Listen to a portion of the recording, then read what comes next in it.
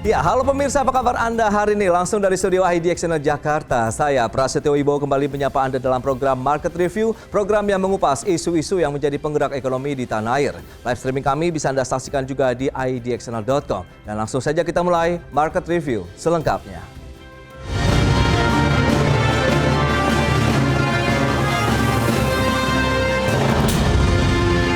Presiden Prabowo Subianto meresmikan peluncuran 80.000 koperasi desa dan kelurahan Merah Putih, di mana langkah ini sebagai wujud komitmen pemerintah dalam memperkuat ekonomi desa dan meningkatkan kesejahteraan masyarakat melalui koperasi. Dengan mengucap Bismillahirrahmanirrahim, pada siang hari ini, Senin 21 Juli 2025, saya, Prabowo Subianto, Presiden Republik Indonesia, meluncurkan kelembagaan 80.000 koperasi desa dan kelurahan Merah Putih. Terima kasih. Bismillahirrahmanirrahim.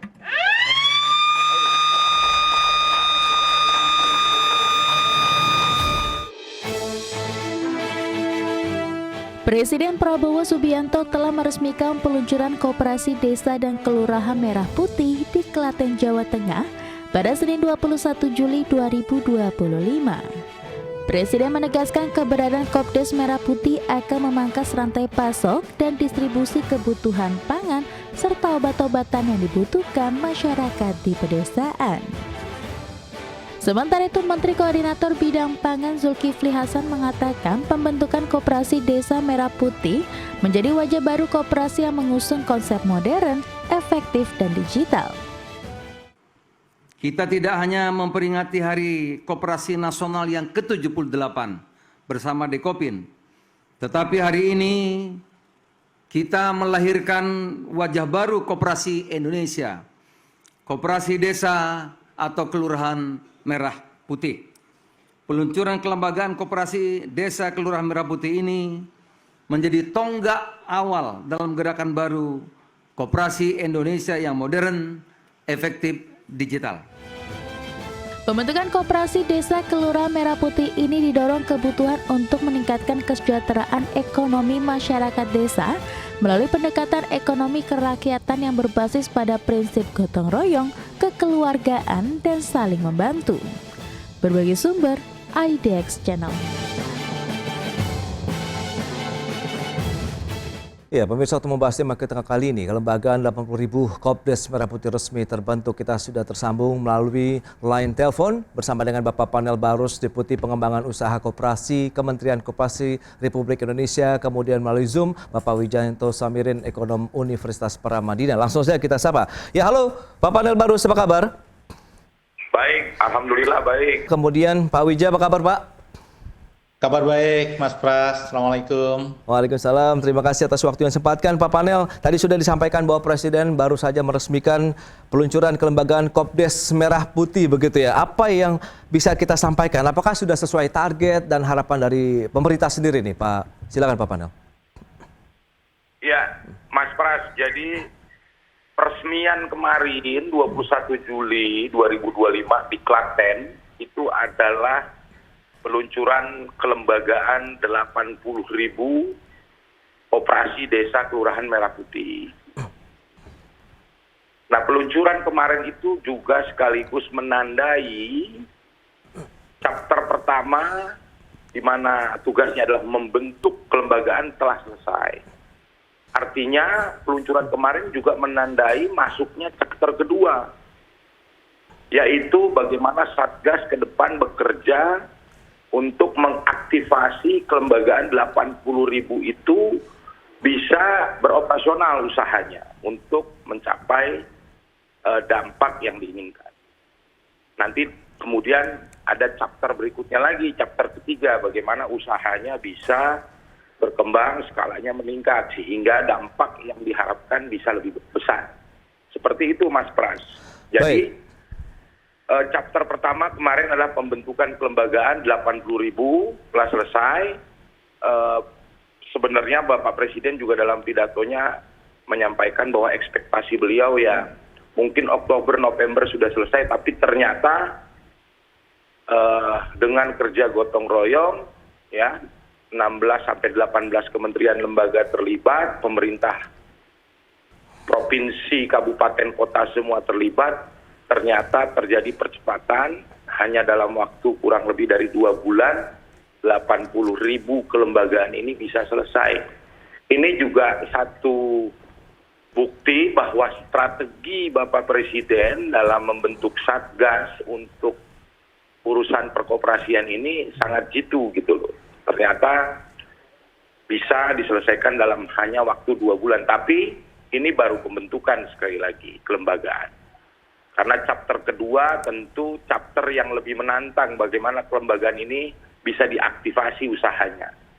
Gitu. Tentu banyak PR nanti yang harus dikerjakan untuk mengaktifasi usaha 80.000 kelembagaan ini. Ada beberapa PR itu. Baik. Nah, kalau kita bicara mengenai latar belakangnya sendiri nih Pak Panel, apa sih pentingnya dari sisi pembentukan Kopdes Merah Putih di tanah air begitu? Intinya Mas Pras ya, supaya sederhana gitu ya, memahaminya. Dari keberadaan Kopdes ini adalah sederhananya misi utama dari Kopdes adalah bagaimana rakyat bisa membeli kebutuhan pokoknya dengan harga yang murah, terjangkau.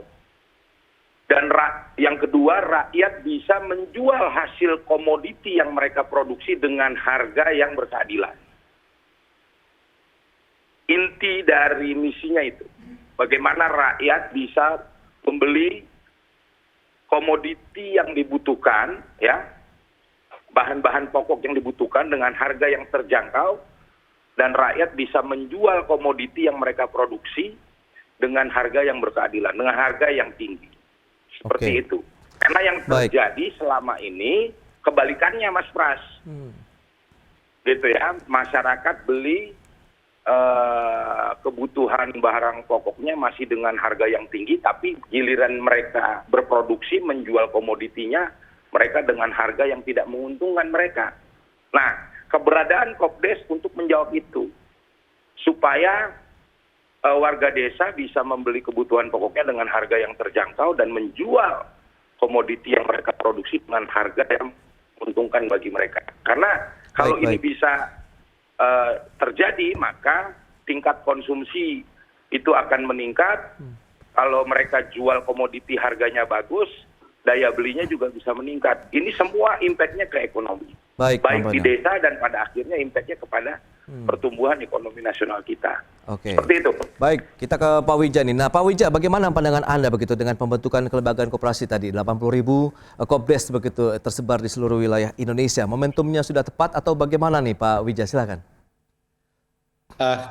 Makasih Mas Pras. Kalau kita mendengar penjelasan dari Pak Panel, yang dibentuk ini kan baru kelembagaan. Jadi ini justru chapter yang paling sederhana kalau menggunakan istilah Pak Panel tadi dari 3 chapter.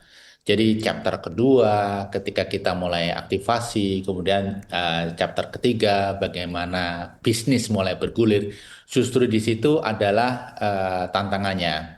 Kalau kita harapkan koperasi desa ini segera memberikan manfaat dan dampak ekonomi dan menciptakan lapangan kerja, saya rasa belum akan terjadi dalam waktu dekat ini. Karena yang dibentuk kan baru kelembagaannya, belum diaktifasi, belum ada bisnisnya. Tetapi begini, dalam proses menuju aktivasi, dalam proses menuju chapter kedua, itu ada begitu banyak masukan dari berbagai pihak yang tentunya kami berharap pemerintah dalam konteks ini Pak Panel nanti berkenan untuk menjadikan masukan. Karena semua berharap ini akan sukses, tidak ada masalah, kemudian tidak ada kekhawatiran apakah ada korupsi atau ada kredit macet atau duplikasi bisnis di masyarakat dan seterusnya.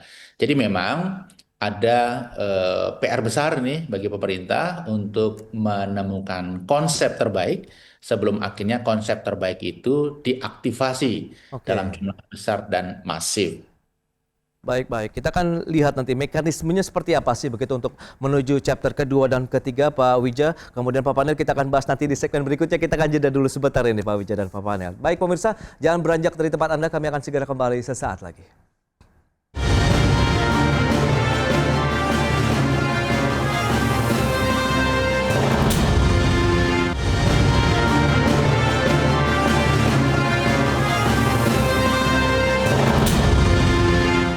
Ya, terima kasih Anda masih bergabung bersama kami dalam Market Review, dan berikut ini kami sampaikan data untuk Anda terkait dengan manfaat dari Koperasi Desa Merah Putih untuk distribusi kemudian produksi yang seperti Anda saksikan di layar televisi Anda.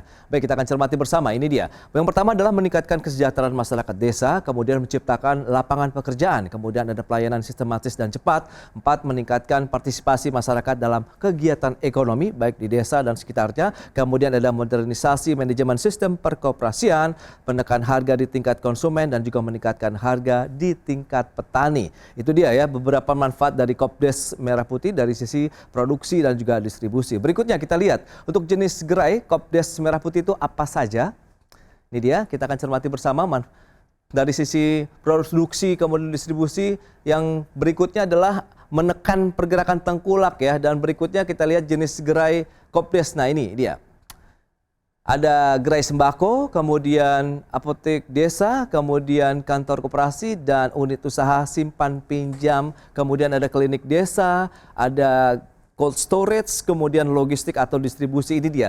Ada jenis gerai Kopdes Merah Putih begitu yang nanti akan beroperasi. Berarti kita tinggal menunggu lagi chapter 2 dan 3. Baik, kita akan cermati berikutnya seperti apa sih dari sisi pendanaan Kopdes Merah Putih. Ini berdasarkan Impres nomor 9 tahun 2025, ada APBN, kemudian APBDes, kemudian APBD, dan sumber lain yang sah dan tidak mengikat sesuai dengan ketentuan dari Perpu. Itu dia beberapa data yang sudah kami sampaikan. Kita akan lanjutkan kembali perbincangan bersama dengan Bapak Panel Barus, kemudian juga Pak Wija. Baik, nah menyikapi dengan beberapa data tadi yang sudah disampaikan Pak Panel, seperti yang juga ditanyakan oleh Pak Wija. Nanti mekanismenya jadi seperti apa sih kalau kita bicara mengenai operasional dari Kopdes Merah Putih ini? Pak Panel, silakan. Ya, jadi kemarin saat di launching juga ditampilkan beberapa visual contoh seperti apa sih operasi desa kelurahan Merah Putih. Baik. Jadi ini juga penting visual supaya orang punya bayangan koperasi desa itu nantinya akan seperti apa dan melayani apa saja. Seperti itu. Nah, ini di chapter kedua tadi sudah saya sampaikan bahwa chapter kedua ini adalah chapter yang penuh tantangan. Tapi chapter kedua ini juga akan sangat menentukan karena dampak akan dirasakan di chapter kedua ini. Tapi bukan berarti chapter pertama juga mudah sebenarnya dikerjakannya. Oke. Gitu ya. Karena membentuk 80.000 itu juga tantangannya luar biasa. Jangan disederhanakan karena 80.000 itu dibentuk melalui mekanisme adanya warga desa kumpul di desanya masing-masing. Harus dibayangkan itu ada 80.000 desa kelurahan berkumpul warganya, berdiskusi, bermusyawarah membentuk instrumen yang namanya koperasi desa maupun koperasi kelurahan Merah Putih. Belum lagi juga urusan administrasi badan hukumnya tentu juga banyak tantangan. Tapi alhamdulillah itu sudah bisa kita lalui. Nah, tantangan-tantangan di chapter kedua, jika kita ingin mengaktifasi ini tentu satu urusan bagaimana pembiayaan kelembagaan 80 badan usaha koperasi ini. Oke. Nah, ini nanti kalau berdasarkan Impres ujungnya adalah Kementerian Keuangan akan mengeluarkan semacam peraturan Menteri Keuangan untuk pembiayaan koperasi desa kelurahan Merah Putih. Itu lagi kita tunggu. Seperti itu. Kementerian Keuangan dan BUMN akan merumuskan seperti itu. Nah, yang kedua yang tidak kalah pentingnya karena Bapak Presiden juga menginginkan setiap Kopdes itu punya aset ya. Seperti koperasi harus punya gudang karena gudang juga penting. Gitu loh. Oke. Nah, koperasi harus punya outlet atau gerai sembako. Itu kan butuh tempat. Tempatnya di mana? Nah, skema aset ini juga harus dibahas tuntas oleh Satgas gitu loh. Nanti ada kementerian-kementerian yang akan ngelit untuk urusan aset. Tidak semua diselesaikan oleh 1-2 kementerian, tapi ini semua gotong royong sifatnya. Oke. Dalam oleh seluruh kementerian yang terlibat dalam Satgas. Lalu yang ketiga, karena kita ingin koperasi desa kelurahan Merah Putih ini sukses, saya pikir ada juga kebutuhan merelaksasi berbagai regulasi yang kiranya dapat mendukung bisnis daripada koperasi desa Merah Putih. Misalnya ini ya, maksudnya relaksasi beberapa regulasi itu misalnya begini. Koperasi desa Merah Putih diharapkan bisa menjadi penyalur gas bersubsidi LPG 3 kilo. itu kan tentu harus ada regulasi yang disesuaikan dalam tata cara distribusi gas subsidi LPG 3 kilo itu. Nah, alhamdulillah kemarin Kementerian SDM sudah merelaksasi itu, sehingga Kopdes sebagai penyalur LPG sudah ada cantolan hukumnya, gitu loh. Oke. Lalu yang kedua misalnya, Kopdes diharapkan bisa menjadi penyalur pupuk bersubsidi. Ini juga kan tentu ada regulasi-regulasi terkait ini, misalnya di peraturan di Kementerian Perdagangan, Pertanian dan sebagainya. Ini perlu disesuaikan. Itu yang ketiga. Baik. Yang keempat, tentu untuk masuk ke chapter kedua aktivasi ini perlu kita membangun satu sistem berbasis digital. Karena untuk ngurus 80.000 Kopdes ini tanpa digitalisasi, saya pikir tidak mungkin lah. Jadi digitalisasi ini sebuah keniscayaan untuk operasional Kopdes. Dan itu sudah dicicil kerja itu secara paralel mulai chapter pertama. Model-model digitalisasinya seperti apa. Lalu yang berikutnya misalnya kita tahu bahwa sumber daya manusia di setiap desa itu beda-beda. Isu SDM nih. Tiap pulau beda-beda SDM-nya. Sehingga perlu pembekalan pengurus-pengurus atau SDM dari koperasi. Baik. Nah, ini juga didorong beberapa kementerian berkolaborasi untuk membuat semacam dewan redaksinya, menentukan silabusnya atau kurikulumnya, baru nanti gelar pelatihan-pelatihan bersama tentu dengan pemerintah di daerah nanti. Oke. Lalu ada hal lain lagi, misalnya urusan konsolidasi nanti ke depan. Jadi Kopdes ini kan dia sifatnya primer di desa, maka dibutuhkan alat konsolidasi primer ini di level sekunder kabupaten supaya bisnis Kopdes ini jadi lebih efektif dan produktif gitu loh. Oke. Nah, Baik. semua hal ini sudah kita mulai diskusikan untuk di chapter kedua di mana kita akan mengaktifasi usaha. Karena ini semua faktor yang menentukan juga sukses atau tidaknya chapter kedua ini. Baru nanti chapter 3 ada lagi. Ya, ini kan chapter 1 ini lahir. Ya. Chapter 2 ini belajar jalan. Oke. Nanti chapter 3 ini tumbuh kembang.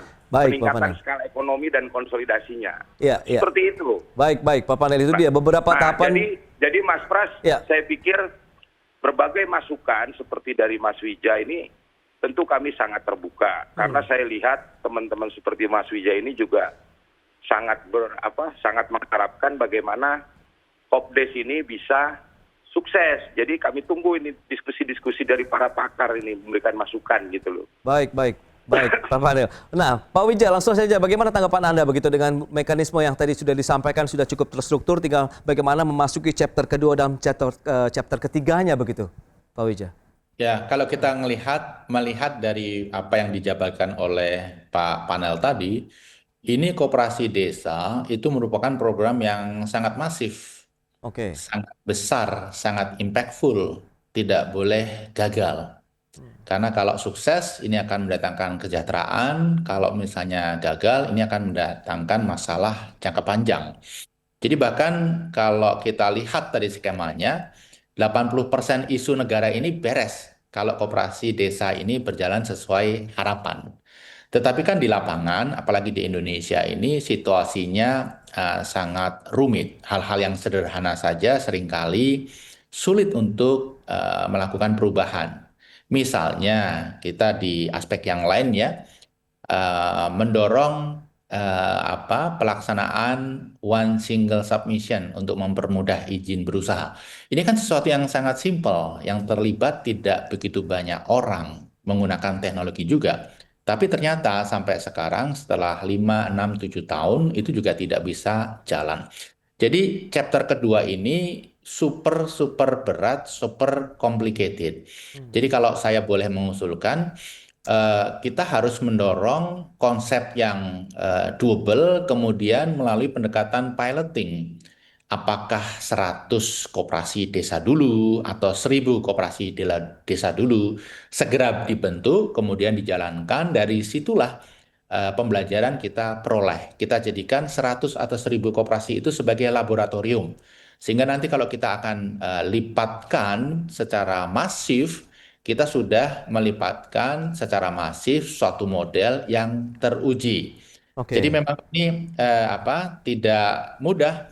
Nah, tantangan terbesar menurut saya itu adalah bagaimana menemukan orang yang tepat.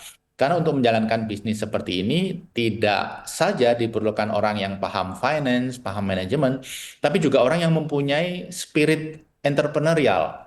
Nah, ini tidak mudah. Ini tidak seperti mendidik seseorang untuk paham accounting gitu ya, dengan training sekali, 2 kali, 3 kali selesai gitu ya. Tapi ini memerlukan proses panjang. Sehingga talent scouting itu menurut saya juga merupakan hal yang sangat krusial. Kenapa tidak ada 100 atau 1000 koperasi yang menjadi pilot, kemudian itu juga menjadikan training ground bagi para calon pemimpin kopdes-kopdes di tempat lain. Belum lagi kalau kita berbicara masalah pendanaan, berbicara masalah bisnisnya, apakah ini nanti akan menciptakan bisnis baru, atau lebih banyak melakukan bisnis-bisnis yang sebenarnya sekarang ini sudah dilayani. Misalnya distribusi gas, distribusi alat pertanian, distribusi pupuk. Selama ini kan sudah ada yang menjalankan, apakah itu UMKM atau swasta atau keluarga gitu ya. Kalau memindahkan saja, maka dampak ekonominya tidak akan kelihatan. Justru ini akan mendorong ekonomi yang makin tidak efisien. Bayangkan, kue yang sama tadinya dikerjakan oleh segelintir orang, sekarang dikerjakan oleh orang-orang yang existing ditambah dengan orang-orang yang bekerja untuk koperasi.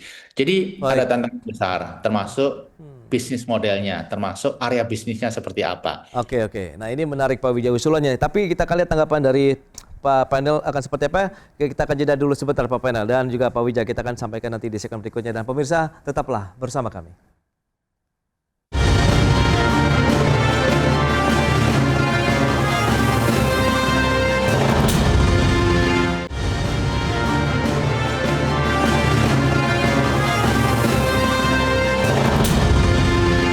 Ya, terima kasih Anda masih bergabung bersama kami. Kita lanjutkan kembali perbincangan bersama dengan Bapak Panel Barus, beliau Deputi Pengembangan Usaha Koperasi Kementerian Koperasi Republik Indonesia, kemudian Pak Wijayanto Samirin, Ekonom Universitas Paramadina. Baik Pak Panel, tadi sudah disampaikan oleh Pak Wijaya ada beberapa usulan terkait dengan konsepnya. Apakah juga bisa ada piloting misalnya 100 sampai dengan 1000 koperasi desa terlebih dahulu, atau seperti apa sih nanti strateginya pada saat kita mewujudkan chapter keduanya nih, babak kedua dan babak ketiga selanjutnya nih Pak Panel?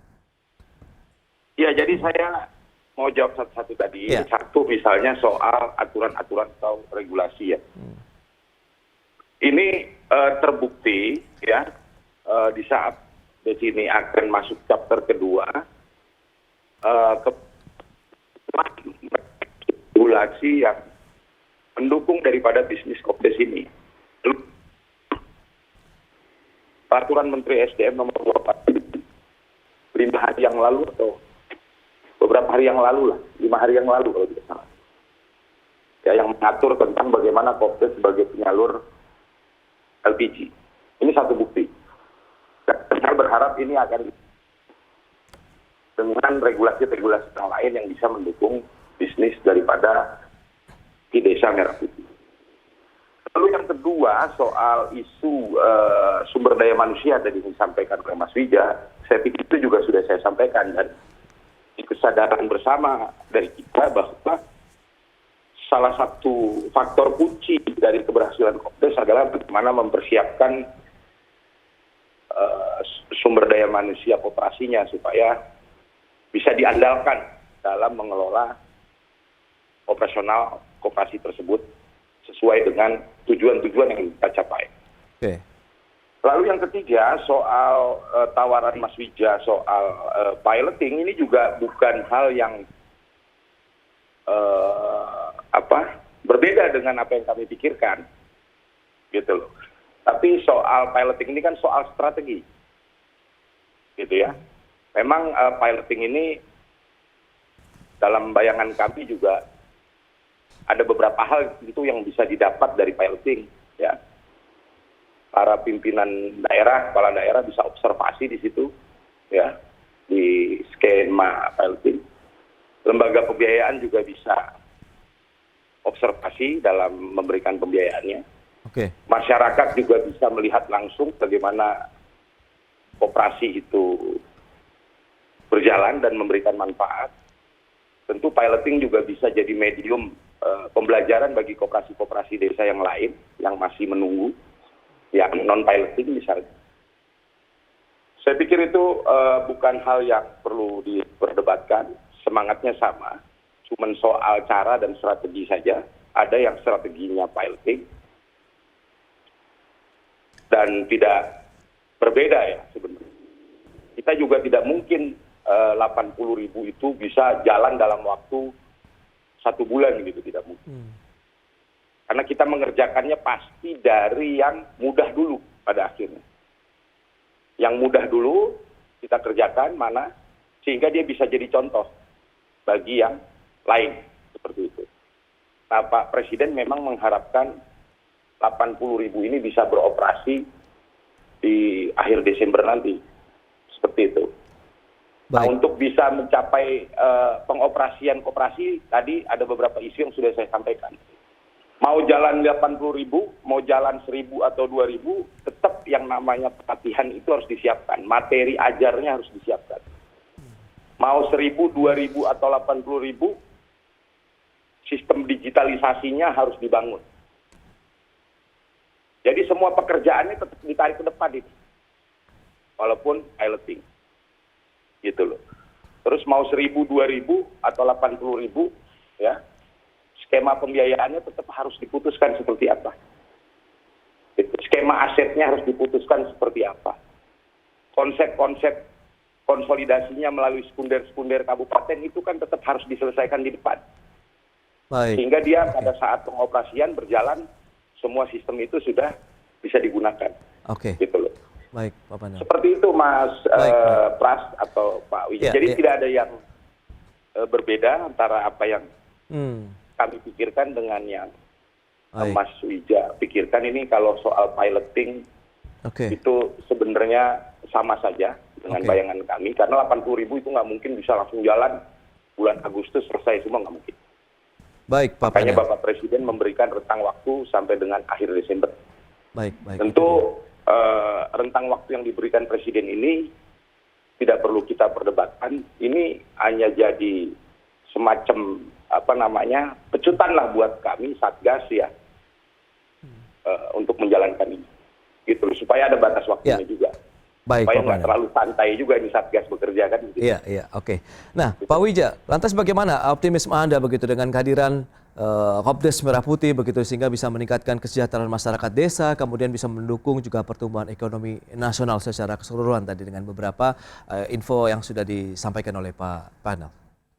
Ya, sepanjang dijalankan sesuai rencana, kemudian koperasi desa ini menciptakan bisnis baru, Ya. tidak hanya mengambil bisnis yang selama ini sudah jalan, dampak ekonominya akan bagus. Tetapi jika ini hanya fokus menjalankan bisnis-bisnis yang sudah dijalankan oleh UKM, oleh masyarakat, oleh swasta, ini akan menimbulkan duplikasi, justru akan membuat ekonomi kita semakin tidak produktif.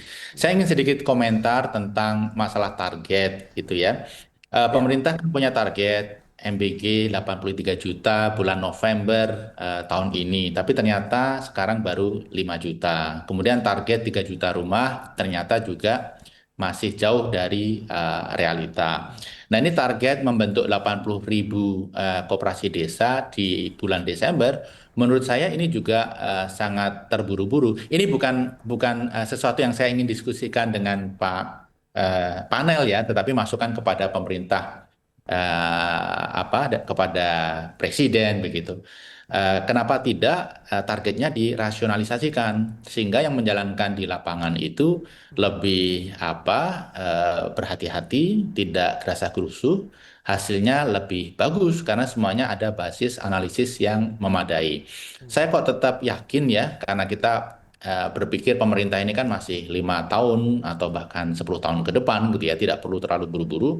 1 tahun, 2 tahun ini untuk piloting, 1.000, 10.000, kemudian baru dimultiplikasi di periode selanjutnya hingga 80.000. Karena kalau dipaksa, ini kasihan, nanti yang di lapangan pasti akan banyak permasalahan dan worst case scenario akan ada banyak case yang di masa mendatang bisa jadi sesuatu yang membebani mereka-mereka yang menjalankan program yang bagus ini. Baik. Tapi intinya, Mas Pras, Ya. semua pihak mendukung, Yes. termasuk para ekonom, pengamat, ingin ini sukses besar karena ini sangat penting bagi Indonesia. Baik, terima kasih Pak Wija atas masukan yang sudah disampaikan Pak Panel. Sayang sekali waktu terbatas ini, terima kasih banyak atas waktu, insight dan juga update yang sudah diberikan kepada pemirsa IDX Channel pada hari ini. Selamat melanjutkan aktivitas Anda kembali. Makasih, Salam sehat Mas ya. Pras, Mas Pak Wija. Panel, terima kasih. Pak Wija, terima kasih. Baik pemirsa, jangan beranjak dari tempat Anda. Kami masih akan segera kembali dengan tema menarik lainnya terkait dengan optimalisasi potensi investasi hilirisasi hingga akhir tahun 2025.